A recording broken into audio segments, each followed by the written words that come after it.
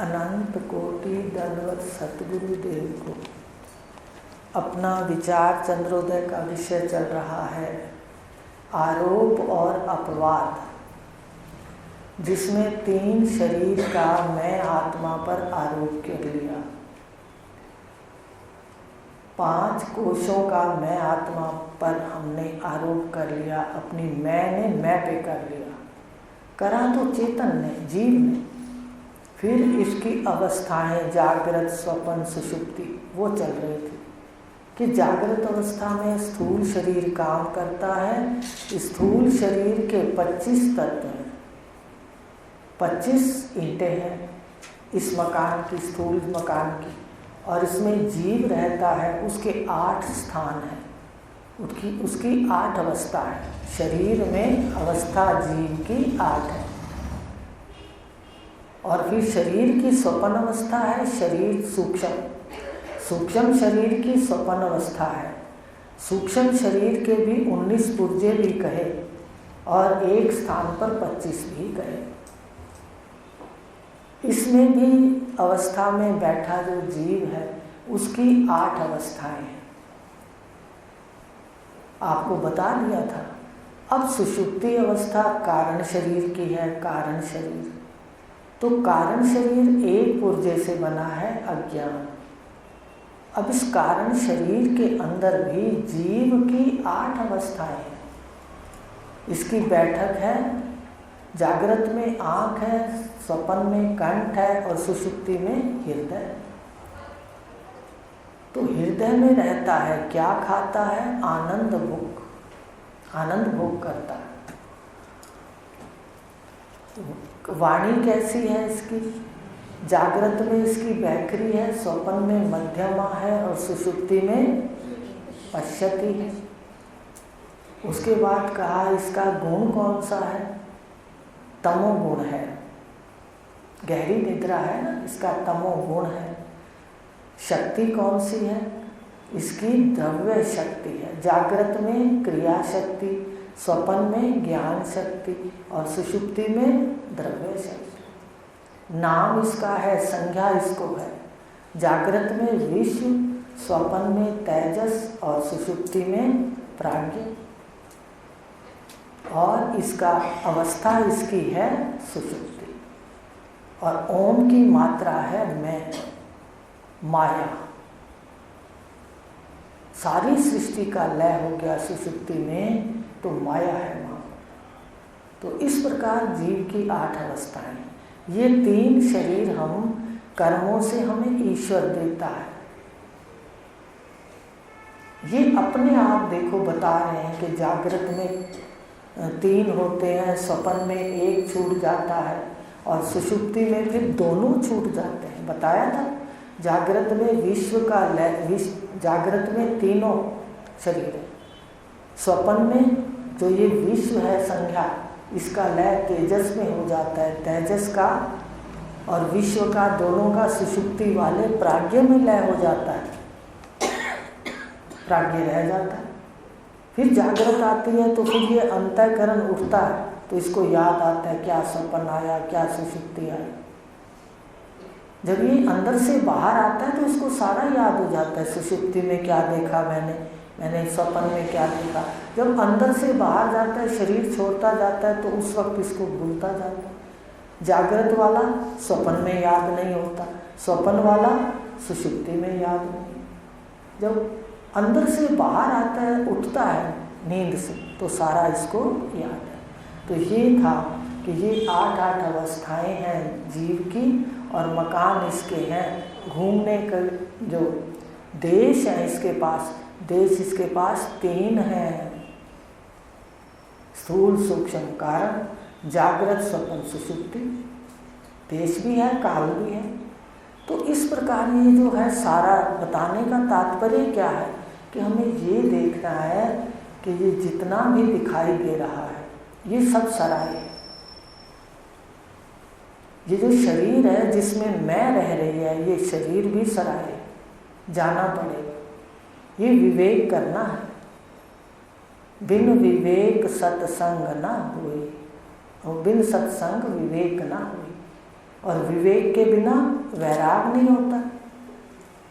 तो देखो आप कैसे स्थूल शरीर के अंदर, ये तीनों शरीरों के अंदर मैं रहता है, ये सराय है, ये मकान है, बार बार इसको देखो, यहाँ से जाना पड़ेगा, इसको छोड़ना पड़ेगा, तो रहते हुए कुछ कर लेते हैं, फिर ये आएगा।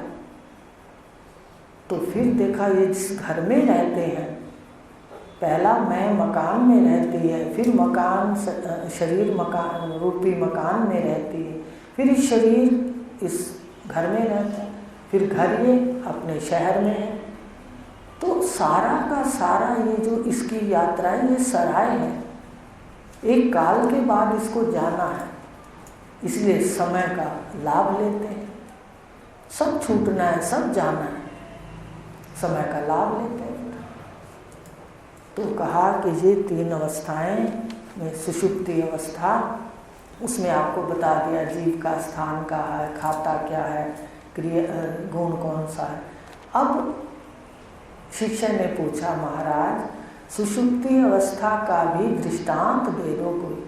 तो आपको दिया था कि अब प्रकाश है, कोई कहीं पर कोई पार्टी है, तो जो वहाँ पर लाइट है, जो वहाँ पर बल्ब है, ट्यूब है, वो जलते रहते हैं। अब उसमें कितने लोग आए, पार्टी की, उसके बाद पार्टी करके अपना अपने अपने घर चले गए, तो जो प्रकाश है, जो बल्ब है, वो उनके होते भी प्रकाशता है, और जब वहाँ कोई नहीं होता उस खाली हाल को भी प्रकाशता है। आपका वो स्वरूप है कि इस शरीर के अंदर अगर ये जागृत और स्वप्न पूरा रस है, पूरा का पूरा यहाँ पर मेला है, इसको भी जानता है। आप प्रकाश स्वरूप हो, आप जागृत के भी जागृत हो, जागृत को भी जानते हो, स्वप्न के भी जागृत हो, स्वप्न को भी जानते हो, और सुषुप्ति के भी प्रकाशक हो, प्रकाश स्वरूप आप वो। तो जागृत स्वप्न ये आते हैं, अपना व्यवहार करके फिर चले जाते हैं, रात को सो जाते हैं, आप फिर भी इस मकान को प्रकाशते हो। सुबह सब आ जाते हैं स्वप्न में, जागृत में, तो भी प्रकाशते। आप केवल प्रकाश हो, आप असंग हो इससे, इसका अनुभव करो। चाहे जागृत आती है, चाहे स्वप्न आता है, चाहे सुषुप्ति आती है, जिनसे आप बिल्कुल अलग और निर्लेप हो। अभी से देखो, आप स्वरूप से निर्लोप हो। जो लिप्त कहते हैं, जो संग कहते हैं, संग में कर ही नहीं सकता, यही तो आरोप है मैं पर, यही तो झूठ है, यही तो आरोप है कि मैं इसका संग करता हूँ। ये संग कर ही नहीं सकता, ये तो 3 गुण का कार्य, 3 शरीर, ये सारा जगत थोड़ी चकाचौंध थोड़े समय की है, इसमें रोध होकर जिंदगी ना बिताओ। जो है उसको सुंदर सुंदर करके, अच्छा अच्छा करके व्यवहार करो। जीवन बहुत अल्प है, ये जब पता लगता है जब व्यक्ति के जाने का समय आ जाता है, और शास्त्र कहता है उस वक्त उसके पास समय नहीं होता। पहले वो कहना मानता नहीं, उस वक्त इसके पास समय नहीं होता। जब इसको कहते हैं हमारे शास्त्र कि बिल्कुल पता चलता है सत्य का, उस वक्त ये इसके पास समय नहीं, और ये चाहता है कि इस सत्य को पकड़ो। तो जगा रहे हैं गुरुदेव कि उठे हो तो जाग जाओ, अपने घर बैठ के मनन करो इन बातों का। तो अब ये दृष्टांत दिया उन्होंने, एक जो पुस्तक में दिया वो और दृष्टांत दिया। आप सीधा दृष्टांत ले लो कि अपने बैठते हैं यहाँ पर, कोई कहीं पर पार्टी करते हैं या हाल किराए पे लेते हैं, तो हाल में प्रकाश है, जो आते हैं उनको भी प्रकाशता है, और जो हाल खाली हो जाता है उसको भी वो प्रकाशता है। वही आपका स्वरूप है।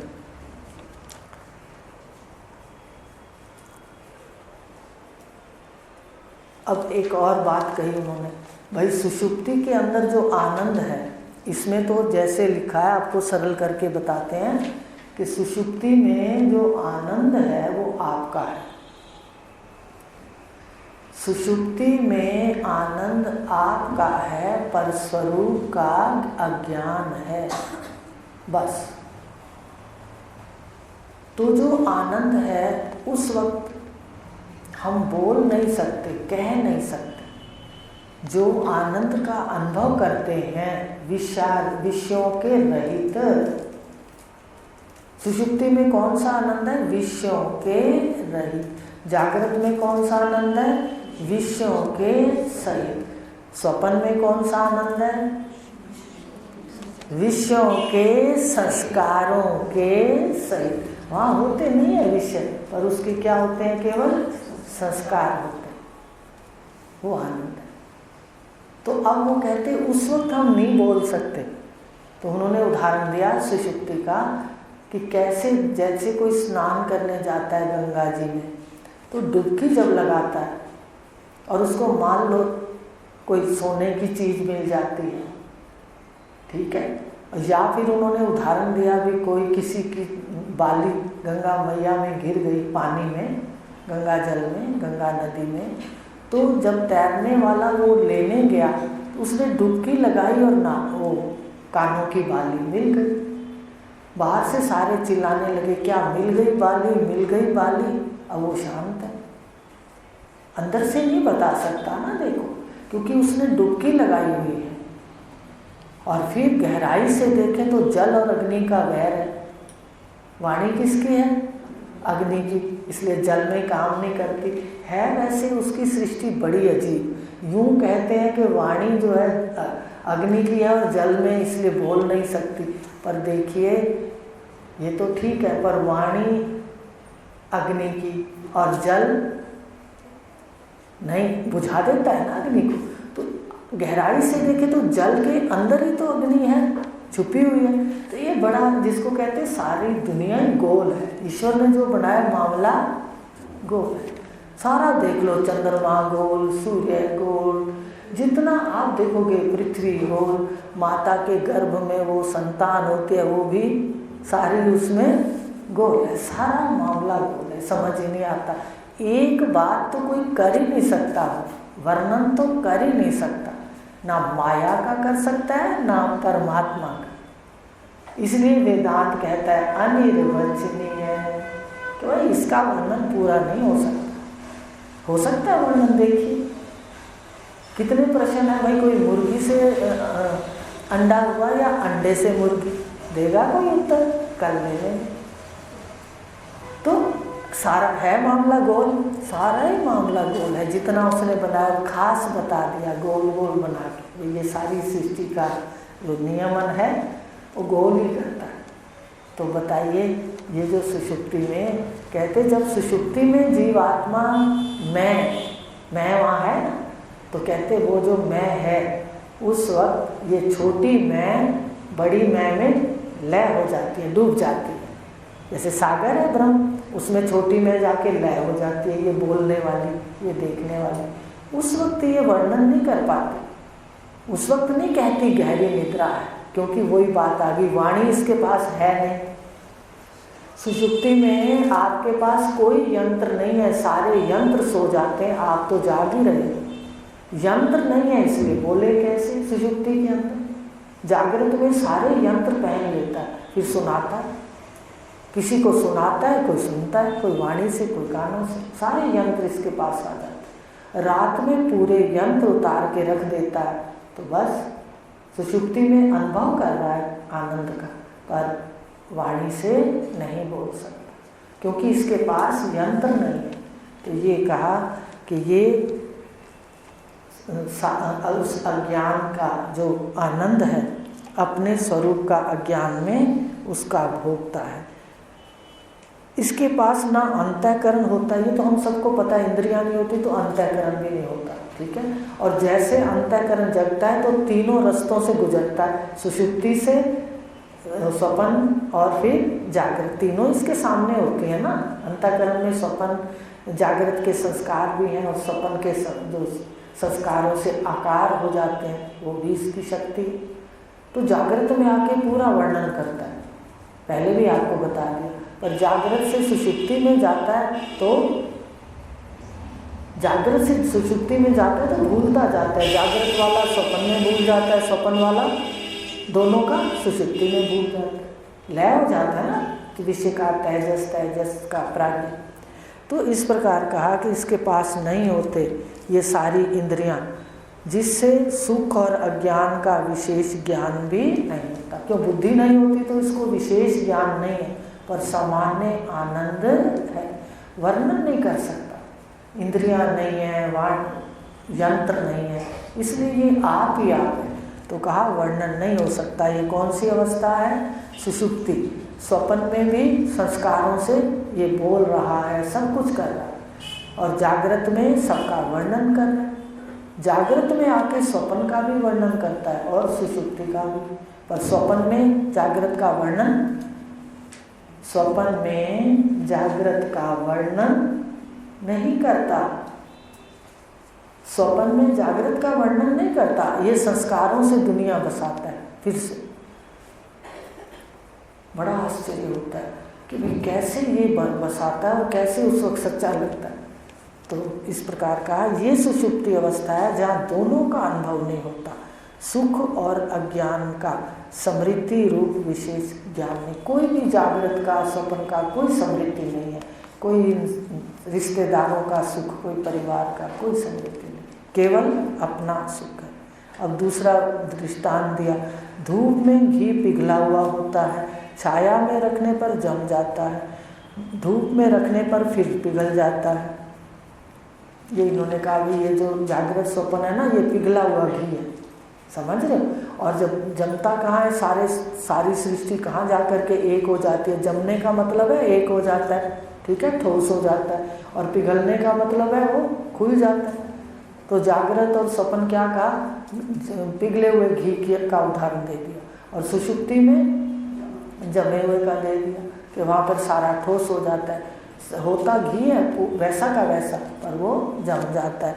एक और उदाहरण दिया कि कोई बच्चों के साथ खेलता है और माता की गोदी में सो जाता है और सुख का अनुभव करते हैं, फिर बच्चे बाहर बुलाते हैं तो बाहर जाकर उनके साथ खेलता है। समझ रहे हो? खेल के साथ उदाहरण दे दिया कि ये अज्ञान से ग्रस्त बच्चा है,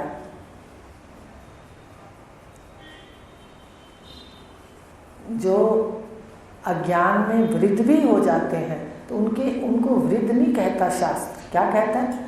उनको ज्ञान में तो बच्चे ही हैं, वो भले बाल सफ़ेद हो जाए, पर ज्ञान में क्या है? बच्चे। और अगर कोई तत्व ज्ञानी है, उसकी उम्र बहुत कम है, तो वो छोटी उम्र में भी प्रौढ़ कहलाता है भाई, इसको कहते हैं ना भाई, बड़ी उम्र वाला कहलाता है।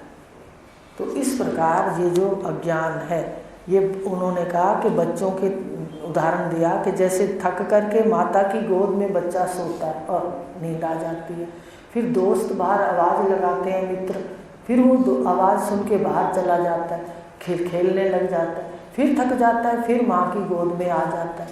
तो ये उदाहरण दिया है। तो आपको पहले भी दिया था कि जगत में खेलते खेलते छोटी मृत्यु है सुषुप्ति। रोज़ थक करके क्या कहाँ आके सोते हैं? और अपने सुषुप्ति अवस्था में सारी इंद्रियां और ये मैं व्यवहार कर करके थक जाती। और अगर ये सुषुप्ति ना होती, नींद ना होती, तो ये बड़ा अजीब मनन है कि भाई फिर तो करता ही रहता, ये खाता भी ना ढंग से, पीता भी ना, सारा दिन करता काम। लेकिन अगर ये रात है तो ये छोटी मृत्यु, एक तरह से थक कर रोज सो जाते हैं। यही जीवन में देख लो कि आखिरी में क्या होता है, वो पूर्ण कर्म भोग कर अपने मित्रों से खेल करके गोद में सो जाता है, माया की गोद में।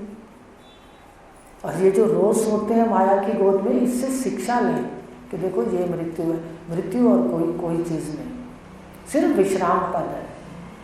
लेकिन मनन करेंगे तो विश्राम पद है, नहीं तो कष्टदायी है। मनन करेंगे, बार बार सुनेंगे तो विश्राम पद दिखेगा। रोज थक करके बालक सो जाता है, ये जीव सो जाता है माँ की गोद में, माया की गोद में, सुषुप्ति अवस्था जिसको कहते हैं। जब सुबह फिर कर्म वाली रस्सी से फिर दोस्त आवाज़ें लगाते, मित्र आवाज़ें लगाते, फिर बाहर जाकर ये कर्म का लेन देन करता है, फिर रात को सो जाता है। ऐसे करते करते एक दिन शरीर की आयु खत्म हो जाती है। जो गाड़ी लाए हैं वो पुरानी हो जाती है, जर्जरीभूत हो जाती है, और फिर इसको शरीर छोड़ना पड़ता है, दूसरा शरीर लेना पड़ता है।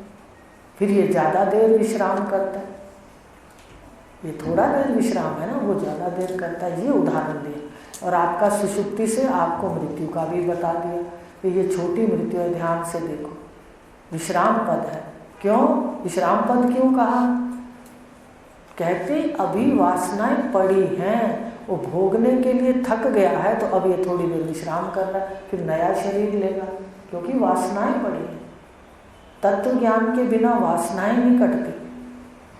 और तत्वज्ञानी अपना अनुभव बताएंगे, वो कभी भी अब अपने कपड़ों, अपने रंगों, अपनी चीज़ों में आकर्षित ना होकर कहीं नहीं भागते।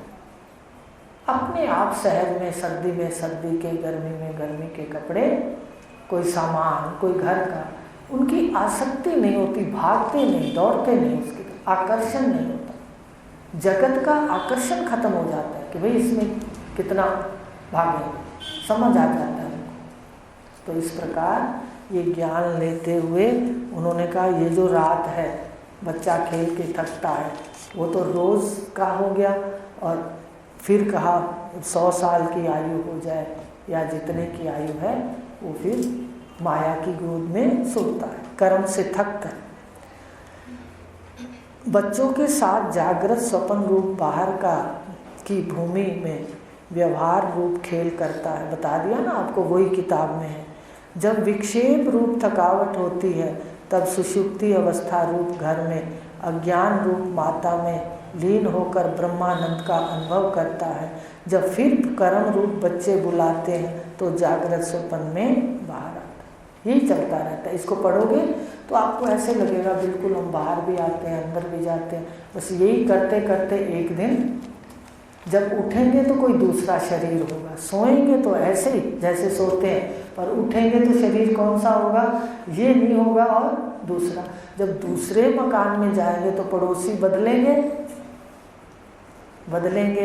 नज़ारे बदलेंगे, पड़ोसी बदलेंगे। ऐसे जब दूसरे घर में, दूसरे शरीर में जन्म होता है, तो फिर वो पहले वाले रिश्ते नाते बिल्कुल बदल जाते हैं। घर, परिवार, मकान, शहर, सारा बदल जाता है। ये लीला। अब चौथा दृष्टांत दिया कि एक घड़े को समुद्र में, हाँ वो भी दिया, कुएं में औरतें पानी भरती, रस्सी से बाल्टी को पहले उस कुएं के पानी में डालती। पहले तो बाल्टी पूरी डूब जाती है, और जब डूब जाती है तो फिर उसके बाद उसको बाहर निकालते।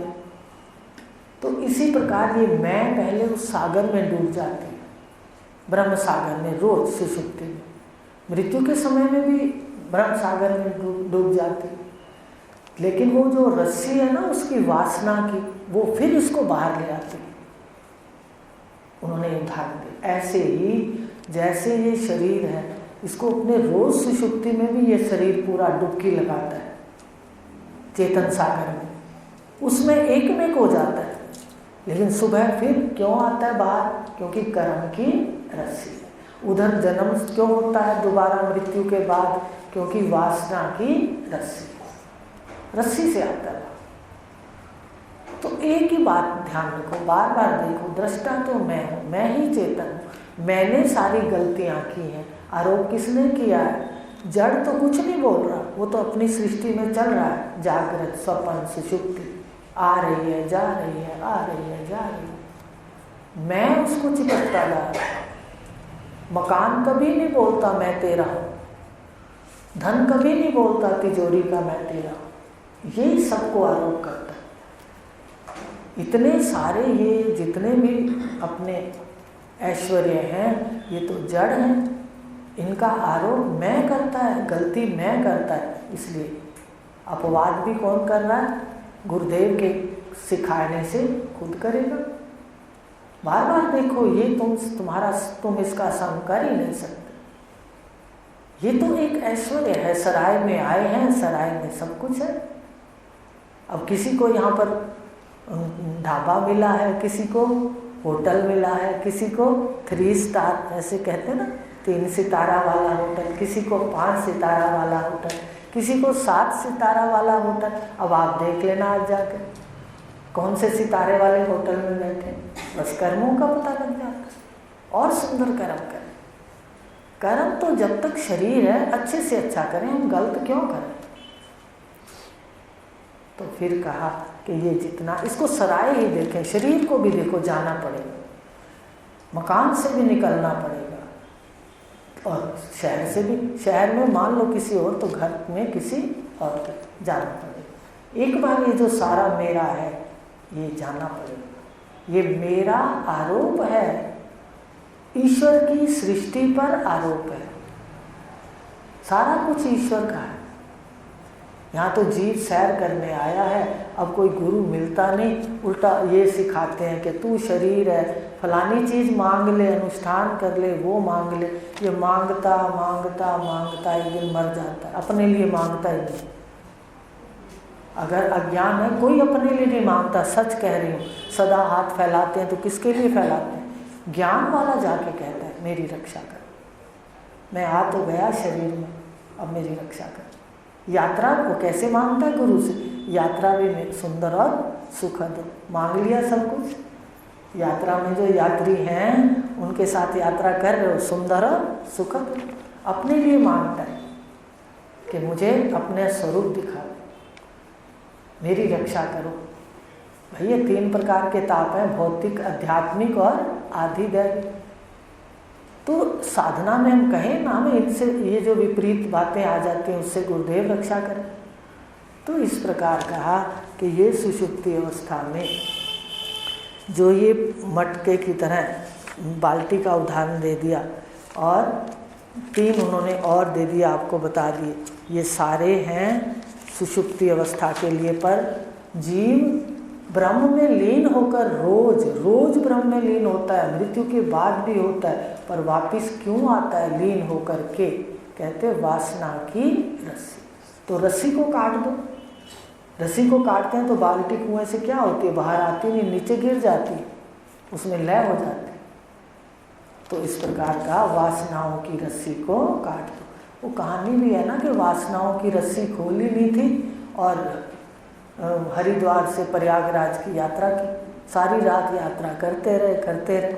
ऐसे ही हम धर्म की यात्रा करते रहते हैं।